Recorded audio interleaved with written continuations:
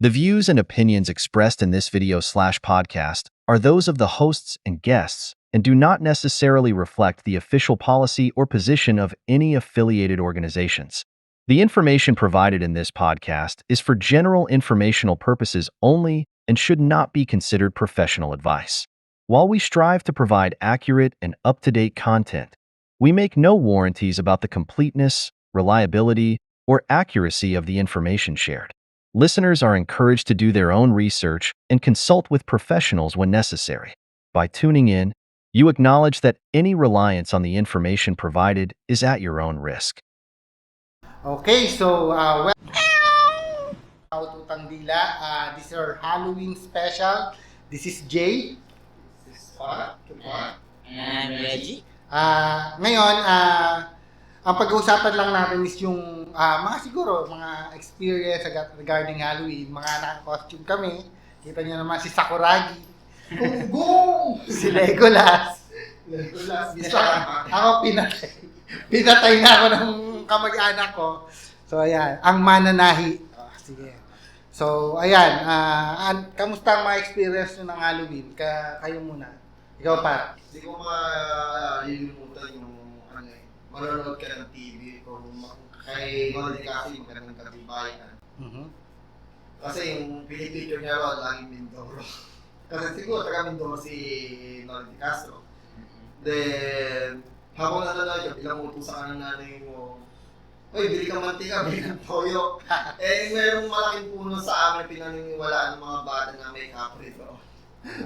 Kaya minsan, yung mga bata, yung mga kasingdad ko, kasama pa ako ng kasama noon. Kasi may takot din ako eh. Pero as we grow old, parang nakawala na yung takot, syempre. As we grow old. Kanino ka natatakot? Kasama ko. Hindi na matatakot sa multo. Oo. Takot na ako dun sa buhay.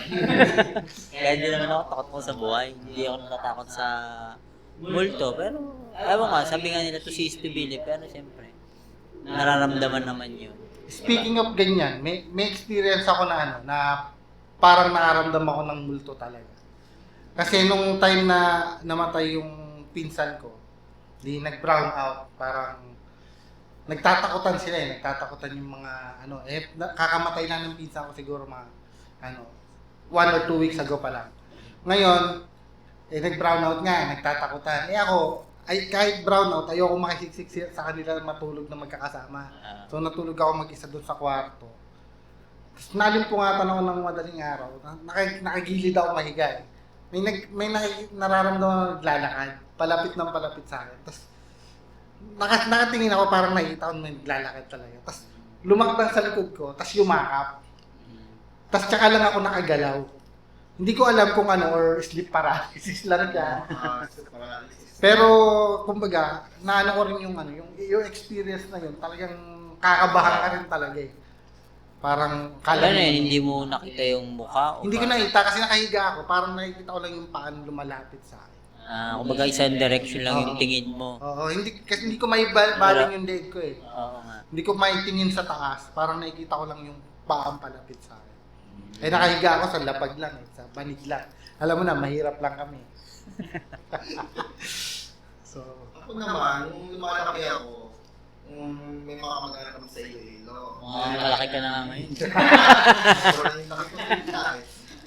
Nung lumalaki ako, yung experience ko sa Iloilo, o sa mga tito ko sa Iloilo, yung nakakita daw sila ng mga nanggal, yung dito kapag kwento na sinundan daw niya yung babae. Hindi naman nagbuto sinundan niya yung babae kasi may kami yun. So, nakita daw niya nagpahinan lang sa katawa. Doon na ilang beses na niya pinakwento yun, kaya napaka-consistent. Pero until now, dami na nagpasikwento sa iyo malaki sila sa practice. siya ba? Yun naman naman nila, di ba? No. Yun yung specialty ba ng Iloilo? Manananggal. Manananggal. Then, experience ko naman kami ng dalawang tatay ko sa Bicol. Mayroong parang malaking hayop na kaming nakita na kung ilalaraw ko, mukha siya Pokemon. Hindi mukha siya kung ano-ano malino eh. Mukha siya Raidon. Na umano sa harapan namin, kami naman ng tatay ko, binuhat ako. Siguro mga 4 years old yata ako. binuhat niya ako, patakbo. So, hindi ko nakakita yung mukha, pero kung nalilan ako ng sangglit ka sa gitna, yung mukha yung Pokemon. Ano pa? Na, iniisip ko pa, naalala ko pa rin. 4 years old ka pa lang nun, no? Oo. Sayang kung 13 years old ka, di sana ikaw si Ash. Catch them all. Ikaw, Reg, may experience ka ng, na... To tell you honestly, sa totoo lang wala pa akong personal experience about sa mga ganyan-ganyan. Yung talagang pakiramdam. Siguro iba yung pag yung naramdam mo lang. Pero hindi siya yung yung parang kinakabahan ka lang. Pero iba yung sinasabi nila, mga kwento na nalalamig ka, parang bigat ng batong mo, mga ganun. Pero yung personal wala pa naman talaga. Kasi minsan sa akin hindi naman sa akin ko yung iba. Parang lang, sa mind. Oh. Pag sinabi ko, sabi ko kasi sa isip ko, mas takot ako sa buhay. Kaya sa kanila. Kung magparamdam, okay. Pero kung syempre, ang sa akin lang, huwag lang manakit. Huwag lang magparamdam kasi may mga sabi nila. Pag nananakit, hindi na siya yung ibang spirit na yun. Pag yung nananakit, iba na yun. Kumbaga, hindi na siya yung normal na multo, na existence ng mga ganun. Pero yun, to tell you, person is, wala pa naman ako. Kaya minsan mo nanonood ako nung yung kay Naolite Castro. Okay lang, manonood ako. Pero bukas hindi lang. Actually, yun nga, di ba sabi ko nga experience ko. Parang naglalakad lang siya. Pero, naramdaman ko siya, na-experience ko siya. Pero, since hindi rin kasi ako naniniwala sa ganyan, parang, at nabakab din na, sleep paralysis lang siguro to, or parang, figure of imagination na nanaginip ka nung time na yun, parang gano'n. Hindi mo alam kung tulog ka ba o Oo, gising yun. ka parang gano'n. Ang nangyayari kasi, since na hindi tayo talaga naniniwala sa gano'n, umahanap tayo ng sagot doon sa science na tayo pupunta. So, ako rin, personally, hindi talaga ako naniniwala sa mga ganyan. Kahit ang daming ito sa akin mga gano'n, kasi sa pamamagitan ko pero... Probinsya, di ba? Sa probinsya, dami kwentong ganyan. Iisipin mo kapre, may paliwanag sa kapre. May paliwanag sa tikbala. Yung panahon ng mga Kastila, kaya pala may kapre, may nakataas na negro. Uy! That's the bad word! Bad word ba yun? Sabihin natin may nakapakatas na slave galing Africa. Okay. Okay. Sorry kung may word, pero yun yung nangyari. Then, ang ginawa ng mga pare, para madaling mahanap nila is nagpakalat sila ng kwentong gano'n na mayroong nagtatabaho. Yung nakawalang slave na yun is trabahado sa trabaho. Kaya nagtatabaho na rin yung kapre na nilaramon nila at malaking taong maitim. So, na nakakita sila, susubong nila kahit sa simbahan nyo. Kapanggo siya ng figure. At the same time, meron din ganung kwento sa Japan na naging samurai ng kapanakan na lalaking slave. Then yun, si Yosuke, alam mo si Yosuke. Noong unang papalitan doon na panahon na yun, usok talaga yung slave trade. Kaya maaari, mayroon mga nakatapos na ganung dito sa Pilipinas. Meron din nakatapos sa Japan, yung mga noble samurai pa nga. Si Yosuke, so, ibig sabihin, possible na yun, doon nag-originate talaga yung kapre. Basta ingat ka lang sa pagsabi ng negro, tinatamaan lang. Ay, yung tingnan ko yung series di ba? Yung tawag ng mga Pilipino sa race na medyo maitim na... Sa bagay. Pero... Hindi naman sa pagiging racist pero siya na talaga tayo, hindi talaga magsalita tayo. Naalala ko din since hindi nga ako naniniwala sa ganyan, yung minsan, yung pinsan ko. Kasi yung pinsan ko na yun, alam ko na yung routine niya pag naligo siya, tapos magsasampay siya ng damit sa likod bahay namin. Madilim doon kasi walang ilaw. Nagpapakain ako ng aso. Di naka-flashlight ako. Namatay na yung ilaw ng banyo. So alam kong lalabas siya para magsampay ng damit niya, underwear niya. Ginawa ko, tumayo lang ako, tapos nilagay ko ganyan yung flashlight sa mukha ko.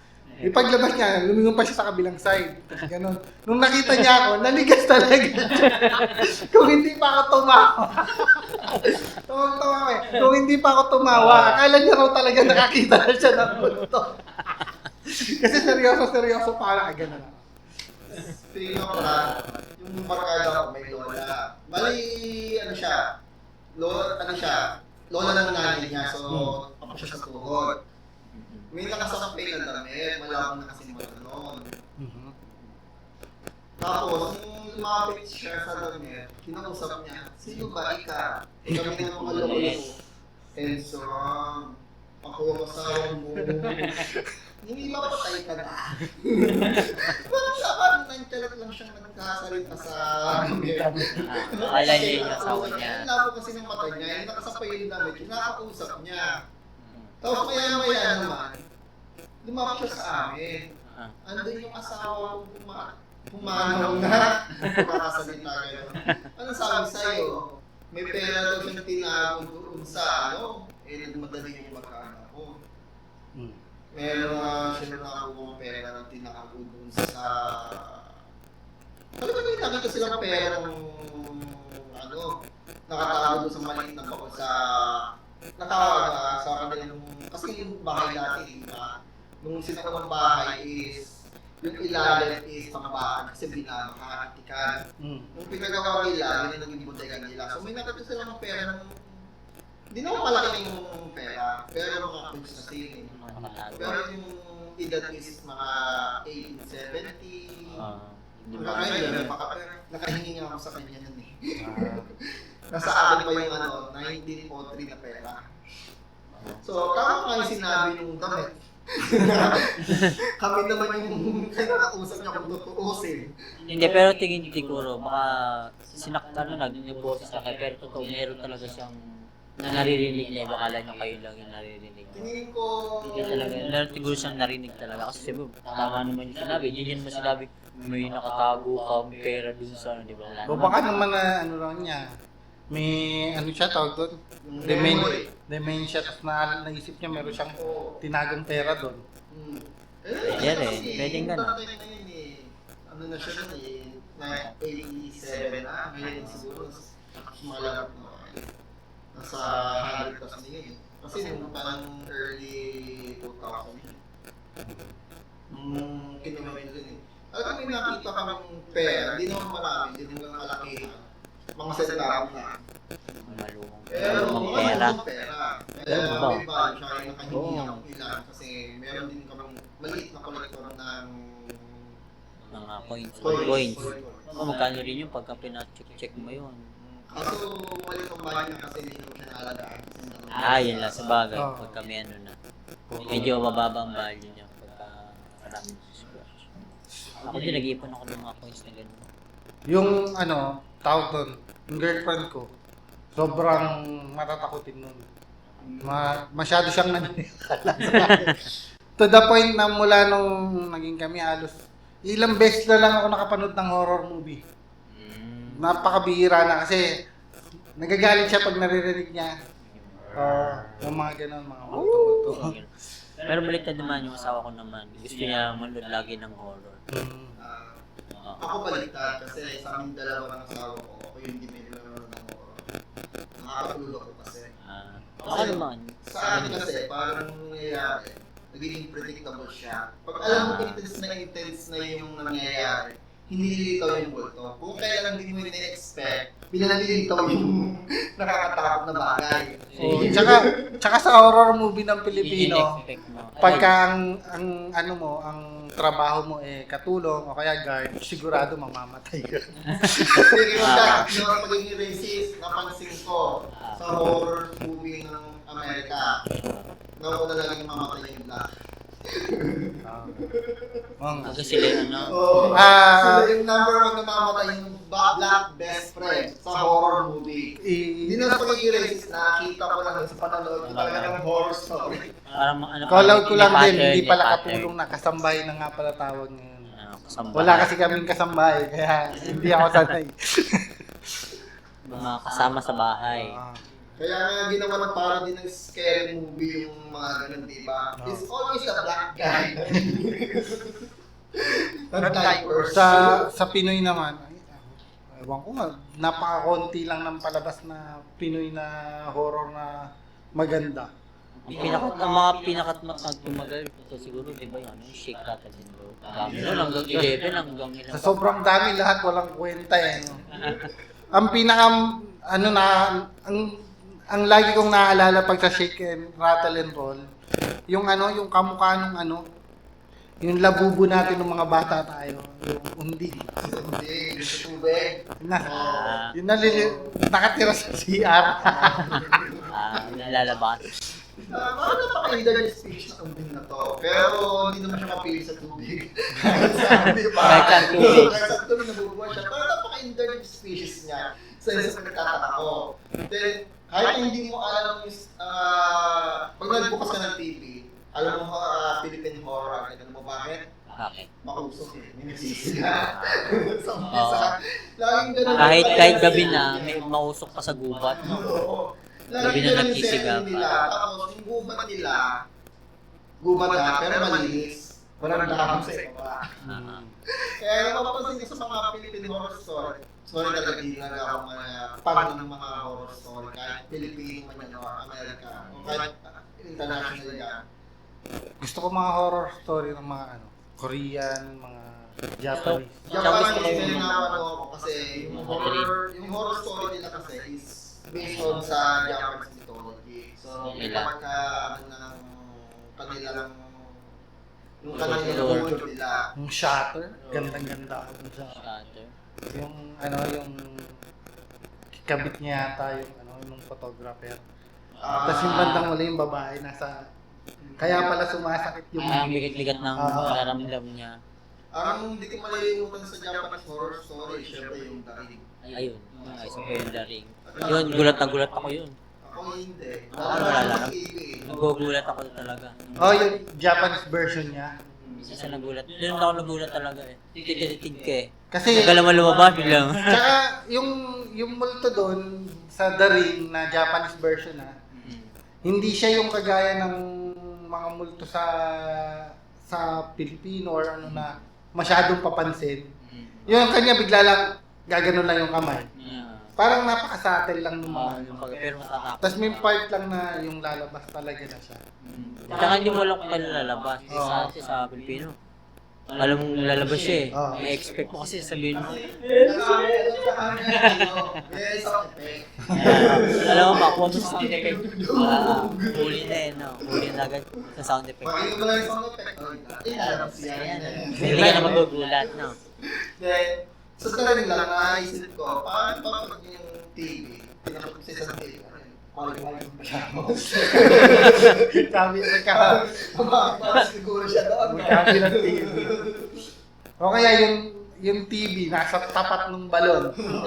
Paglabas niya, naglag siya sa balon. Babalik ka niya. O di, hindi sa alabas na, di ba? Ayun, di ba?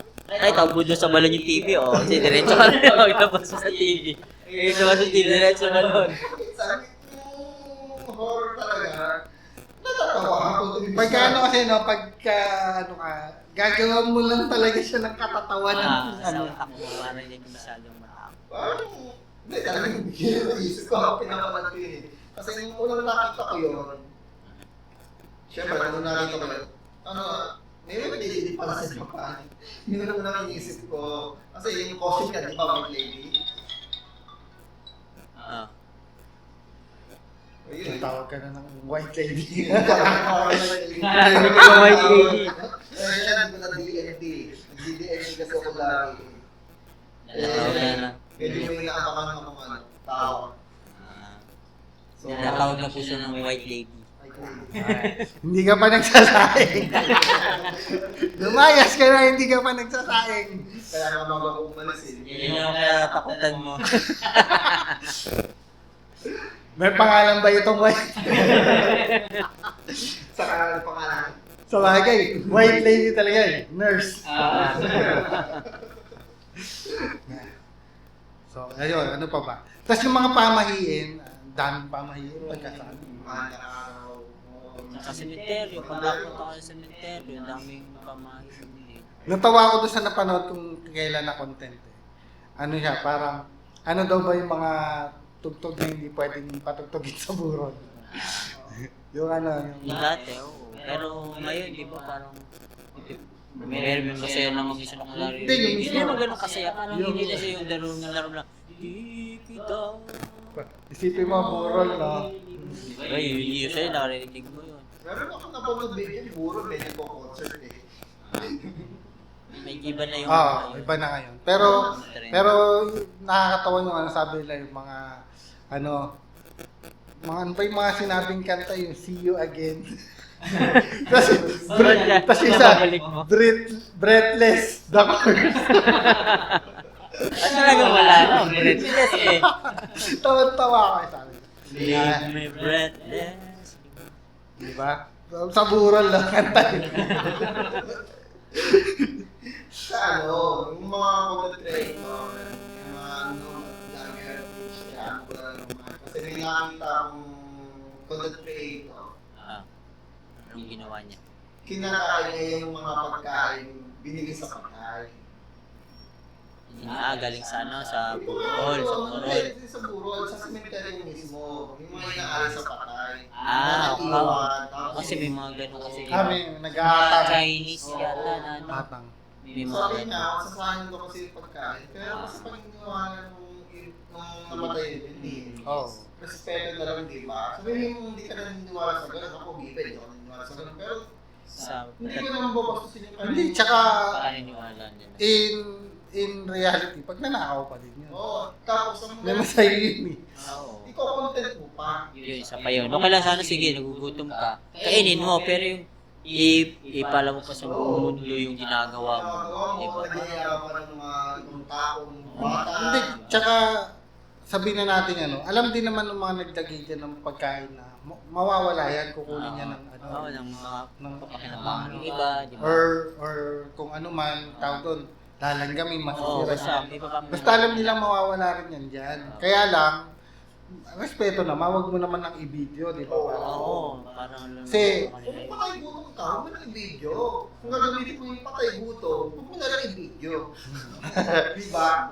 Kasi nakita mo, mga bata kumakain, ibibigay mo yung mga bata kumakain ng galing doon. Pero na. So, kasi kumbaga, discard na nga nila yun, i-ano mo, exploit mo pa sila. Exploitation na masyado tayo. Gano'n sa content eh. Ano lang. Kung ganun talaga kayo, may kita rin naman sana tayo eh. Sana po, kumita kami. Mag-like na lang kayo sa amin. Oo. Diba? Para hindi na kami kakain ng mga tira-tira. Like and share. sobrang naghihirap na po kami. Lagyan na nga natin ng Coke. Uhawa ka. Oo, yeah. Coca-Cola, baka naman. At ang aming vitamin. And ang aming energy. Less sugar daw nakalagay, no? Hindi, original yan. Hindi, original Ay, yan. nakalagay nga ako, less sugar. With May asterisk yun, double asterisk yun. Ibig sabihin yun. disclaimer. Wala, panilalit mo yung sugar. Less sugar, kapag less coke. Hoy, wag kayong ganyan sa Coca-Cola. Coca-Cola.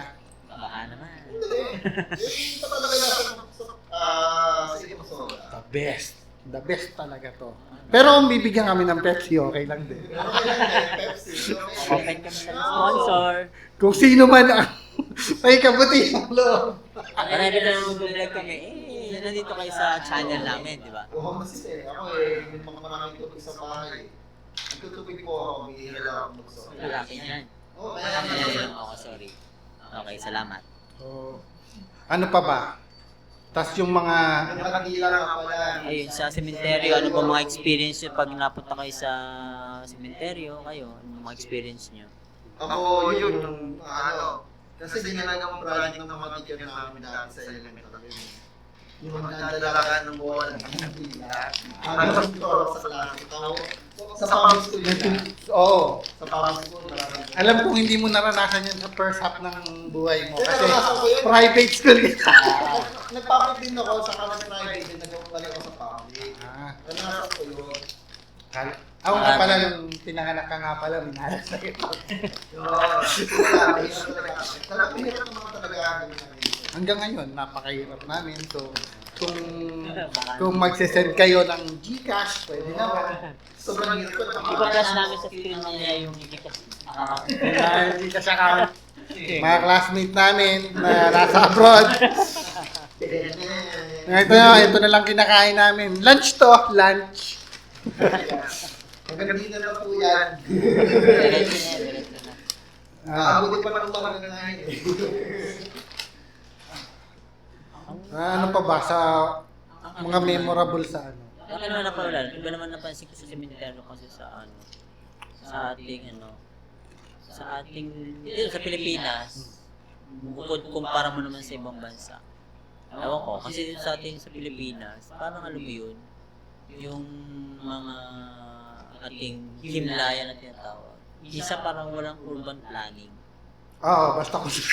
Masasama na mailagay. Nung una, siyempre, although once a year lang siya, once a year. Pero alam mo yun, talagang minsan, ang lapit sa kalsada, tapos Alanganin maliit yung ng pwesto. kalsada, walang parking. Alanganin. Lalo na yung mga, siyempre yung mga public cemetery natin, Oo. di ba? Siyempre dapat public, yan yung mas, Dudumugin ang tao. alam mo yun, talagang expect mo na. Para concert pag na dumaan Olivia ka sa- Rodrigo. Oo, pag-expect mo na, pag dumaan ka sa malapit sa public cemetery, Pati. traffic ka talaga, alam mo yun. Yun yung mga ano, siyempre, compare mo na sa siyempre pag-private. Iba Oo. naman usapang pag-private. Siyempre, hindi naman tayo ganun. Oo, Lahat, mga diba? mahirap lang tayo. Oo, Maliban lang sa dito kay Tony Stark. Ano? Tony Hindi Stark. papapat. Si Chupat. Ako yung mas mahirap sa akin ng dalawa. Ano pa bang ano? Ay, ito, ano, curious question lang.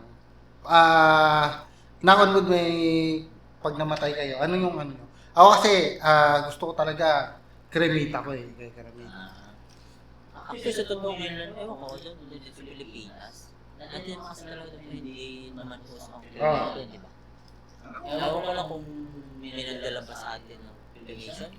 Sure, at lagi man nasasabi mo, bakit biglang ako sa Pilipinas ang cremation? Yung mga natin ang Noble Warrior, mga sa mga Incas, sinusunod. Kaso, meron din tayong sinusunod sila kasama ng mga hayop.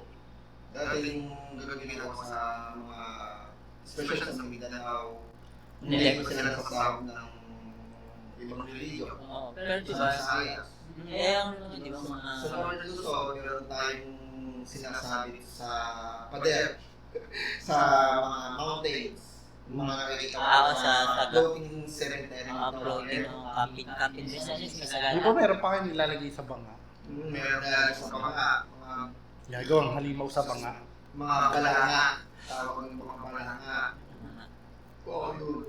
So, yung cremation, hindi naman bago yan. Kaso nagkaroon tayo ng facilities na ngayon. Kasi mas environmental daw ngayon. Pero, Dati kasi wala. Pero, sa akin eh, gusto niya pag naman siya, gusto niya i-cremate. Sa akin, siguro, ganun eh. pero kung talagang walang rules, yung, kasi dito, cremation, yun lang naman yung ano eh. Pero kung walang rules, gusto ko yung lulubog ka lang sa tubig.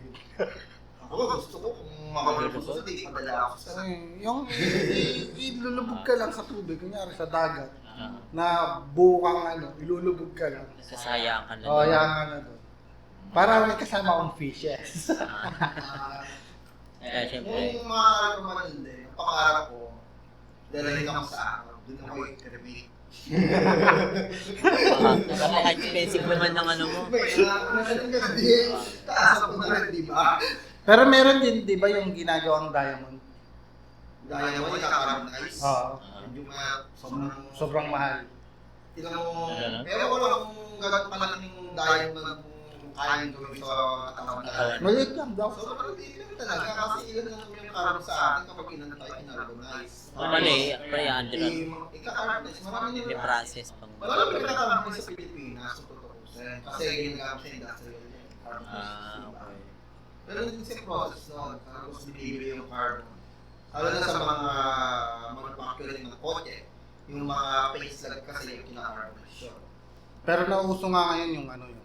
I-cremate tapos yung abo mo, di ba meron ng lalagyan. Okay. Tapos meron mga part na lalagay sa kwintas para doon sa mga kamag-anak. Ano yun? Parang ano yung pag nalulungkot talaga sila eh. Ililinya yun. Oy, hindi po kami marunong nun. Napapanood lang namin. Mga pala namin, syempre. Pero hindi ko mag-guess kasi. Mukha lang kami. Kasi wala ano din. Kasi ako, okay lang. Kahit patay na ako, hindi ko na alam. Okay, tapo ka ka lang. Wala kang problema. Pero kung nasasabi sa kamag-anak ko, magkaroon ba ba? Dali ka lang ako. Siguro, parang hindi sila pupunta ko sa pagmamahal. Hindi mo na po pwedeng itira sa bahay ngayon ng cremate. Kailangan na. Kailangan nasa ano na siya. Nasa cemetery na. barrio. Hindi na pwede. Hindi na pwede mag-stay doon. Oo. Kasi ano yun eh. Kahit paano health hazard pa din siya. Nagkasat pa rin siya.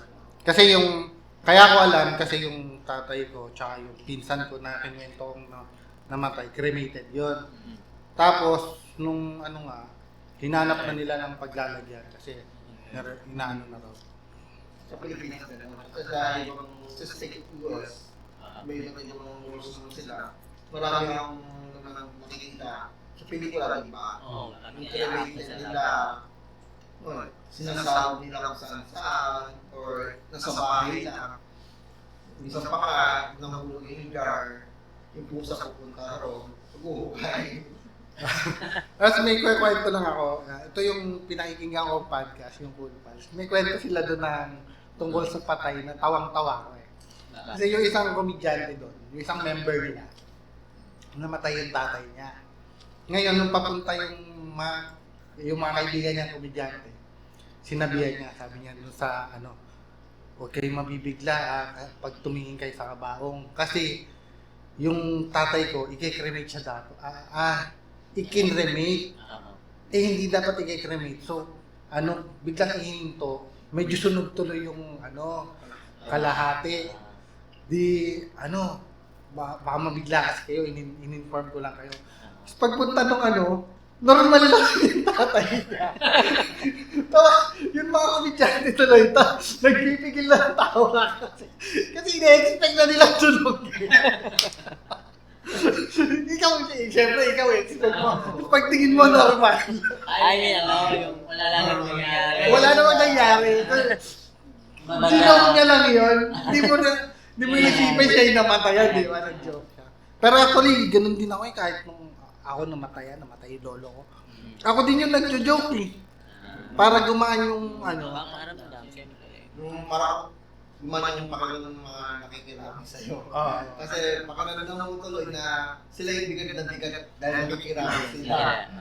Hindi, tsaka kahit yung Para nakapagka mo okay ka sa kanila. Hindi, para din doon sa mga kapamilya. Malik up kahit siyempre malungkot sila. Di ba? Oo. Kailangan nila ng kahit hindi Kailangan kasi nila yung kailangan nila parang yung i-upkeep lang yung spirit nila. Tsaka yung medyo minsan kailangan talaga doon yung taong kaya niyang i-handle yung emotion niya. Kasi nung namatay yung pinsan ko na yun, sinasabi ko nga, lahat sila takot na takot kung paano sasabihin sa lola ko kasi yung lola ko, syempre medyo may edad na. So ako nagsabi, Paano sinabi? sinabi ko lang sa kanya ng diretso na pero inalang ko lang siya. Kasi Yung yung season mo patay. Ano ba nangyari sa mo? If you don't mind, si pinsan mo, hindi ka naman yung pinsan ko na yun, actually, yun nga yung nakakaano dun eh, kasi, nilalagnat siya. Ilang araw na yata siya nilalagnat, no? Tapos ayaw niyang kumain. Eh, yung pinsan ko na yun, laging sa akin pinapapagalitan ng tita ko para sumunod, kasi sa akin daw nasunod. So, nung pumunta ako doon, ayaw kumain. Sabi nung tita ko, sabihan mo nga to, ayaw kumain. Ang binanggit ko pa sa kanya, sabi ko, hoy, binanggit ko yung pangalan niya. Kumain ka nga, ano ka ba, nagpapakamatay? Ginanong ko pa siya.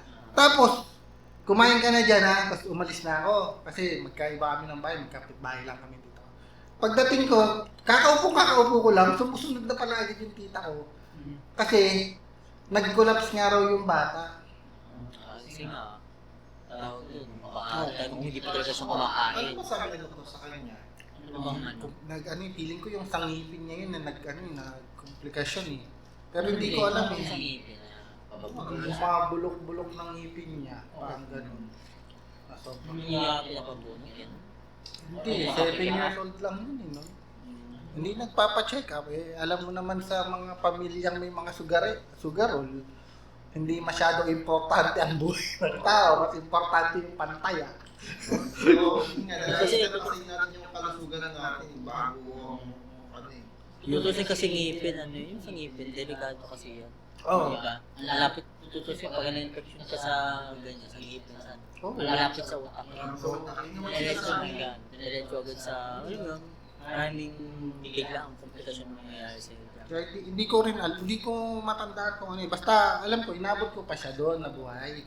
Tapos ano pa. Tapos sabi ko, dadalhin na ba kita sa ospital? Sabi niya, opo. Pagpasa sa akin, kinumbulsyon.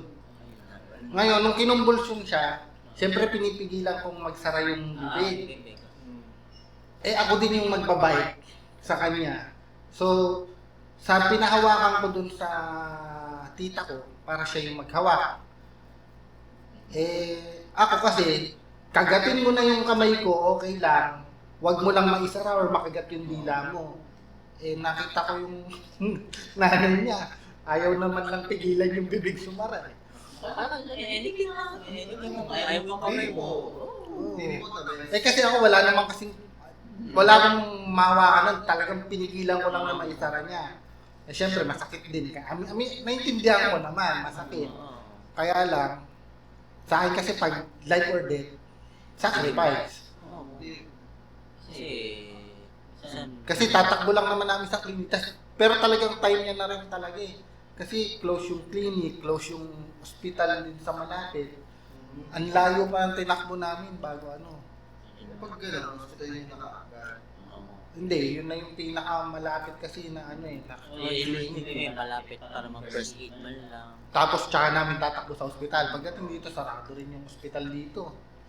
Oo, sarado rin yan nun. Tapos dito kami nakarating sa polyclinic. Pagdating doon, wala na. Nahanap ka na rin ng ano. Yung white lady din. Kaya ito lang ang lady mo. Buti na lang sa akin. Kanina, nauna na. Nauna na yan. Alam mo naman, maraming nagpaparamdam ngayong Halloween. Marami na ngayon, bigla. Bigla-bigla na lang Sana nagpaparamdam. sa ating mga trabaho Nagpaparamdam. Naliningil ba? Ibang paramdam yun. Binibentahan ako ng earbuds eh. Ah. Wala akong pera eh. Siguro, Bine- lagi na binibentahan Siguro marami pong pambili ng earbuds Kasi na. kailangan nila ng pera. Kaya ganun. Kaya wala muna ngayon ha. Ibig sabihin ikaw yung nila. Kilala mo na yun kung sino ko ikaw. Maganda mo ulit, please. Ang kulit eh. Sa ano. Ito ba mga nandiyan sa Halloween? Halloween. Ayun, yung natap natin na trick or treat. Oo, ina-adapt na natin ngayon yun. Trick or treat, di ba? Pagkakusan yata. O October 31 ba? 31. 31. Marami na mula nagpa-participate dyan sa mga ganyan eh. Meron na ngayon yung nilabas ng Jollibee. Worth 800 plus yata. 800 costume ng Jollibee. 899 kasi kailangan bumili ka ng bucket na worth 399 bago mo mabili yun. Yung costume. Bili bang costume mo isang Costume ni Jollibee. Jollibee. Bibilihin mo yun para yung advertisement sila. Pasabi. Marketing na sila. Mabayaran mo. Jollibee! Baka naman. Nila. Padali niyo lang po yung costume dito, susuotin namin habang nagbablog. Kayang-kaya namin. Marami si Little Kahit Giant. si baka magkamali ako, yung mascot na to, baka mali pa sabi ko, hindi ko talala kung Si Hetty. Jollibee ba siya? Si Hetty. Ano? Jollibee. Oo. Si Eddie. Si Hetty. Si Turley. Curly. Puro babae na pala. Si Popo. Si Popo. Sa yung French fries. Kasi Popo yung French fries. Sino yung hamburger nila? Si Yang. Si Si Yang. Tsaka si Mr. Champ. Si Champ yung boxing nila. Si Mr. Chomp. Alam ko, yung iniisip mo yung sa McDo. McDo, baka rin. Wala kaming loyalty dito. Kung sino mauna? Kung chicken Jollibee, sa yung French fries. Oo, French fries. French. Kung meron tayong huge jack man, meron tayong French fries. man. Talagang yung McDo sa lahat. Oo. Ay, hindi. Meron pa rin mas masarap sa akin ng French Oo. fries. Pero nung 90s kasi iba yung lahat ng kanilang fries. Nagbago na sila ng lasa tutusin. Nagbago na ng lasa ng kinalakihan na. The best pa rin sa akin ng fries ng KFC. Ganda naman ng KFC. Malalaki yung ano nila. Pero sa Burger King, mas masarap na gusto Ganun ko din. yung Ganun din ang parang fries nila eh. Burger King at KFC. Parang may sa pagkakawik. KFC, may coated lang. Pero sa Burger King, talagang malalaki ang pan. Pero yung twister fries ng McDo ang the best. Sana ibalik po. Limited minsan yung Oo. limited talaga nila yun. Pag nakikita ko yun, talagang halos kulang na lang araw-araw ako mag-McDo. Naalala ko yung pag Halloween, meron ko costume yung Medusa. Kinakain mo. Yung kinakain mo. Yung Medusa, naalala ko yung saan ba yun? Nakakita ko sa Ayan Halls sa Makati. May negosyo ng Medusa, kinakain ng twister fries. Parang ano lang eh. Parang bagay na bagay niya. So, ano pa ba? Daming ano rin eh, napapamahi. Ang pinaka talaga, ano lang, transportation kapag Holy Week. Oo. Long week, ano kasi kalimitan long weekend pag ano eh, mahal na araw sa Pilipinas, di ba? Mahal na araw.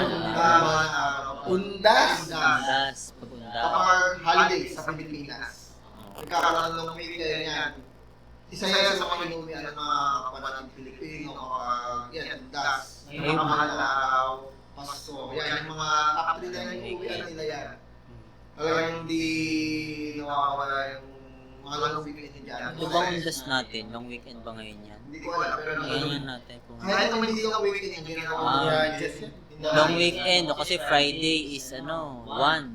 Tapos Sabado, naku, sayang. Sa Manawag, shout out, pupunta kami dyan nun. Kukunin namin yung ano, yung mga kailangan namin kunin. Tapos, yun, transportation medyo yan. Before and after, sobrang bigat. Naalala ko nun na, tumira kasi kami sa may Sampaloc. Sa Dangwa! Oo. Grabe, daang bulaklak. Talagang sobrang traffic eh. Totoo lang ako, hindi pa ako nakapunta sa Dangwa. Naririnig ko, hindi ko na napupunta. Papunta siya ng Divisoria. Lagi ko siya nadadaanan dati, papuntang Bulacan. O nagbabas ako. Wala, nakapunta na ako sa Palok, nakapunta na ako ng Divisoria.